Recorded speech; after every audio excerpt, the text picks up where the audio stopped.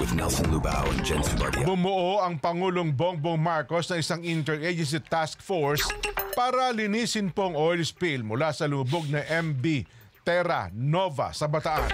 Sinabi ni Environment Secretary Maria Antonia Yulo Loizaga na maaaring maapektuhan ng oil spill ang coastline areas ng Bulacan, Cavite at ng Pampanga.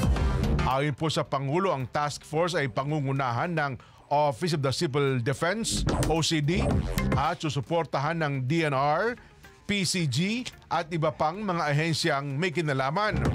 Iniutos po ng Pangulo ang pag-usuri sa water at air quality sa mga apektadong lugar, gayon din po ang kalusugan ng residente at dapat likhain ang mga livelihood programs para sa apektadong mangingisda bukod para po sa emergency aid na ibinigay sa kanila. Maaari pong gamitin ng DOLE ang tulong pangkabuhayan sa ating Disadvantaged Displaced Workers Program para mag-recruit ng mga manggagawa para po sa oil spill cleanup operations. Ito po yung tinatawag ay TUPAD. Yan.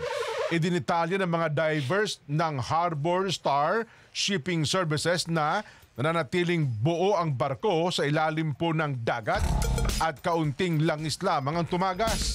Ayon po naman kay PCG spokesperson Rear Admiral Arman Barilo, hindi pa ito nakakaalarma dahil kakaunti lang ang lumalabas na langis at buo pa rin ng tanker sa ilalim ng dagat. Nakatakdang isimite ngayong araw, July 29, sa House of Representatives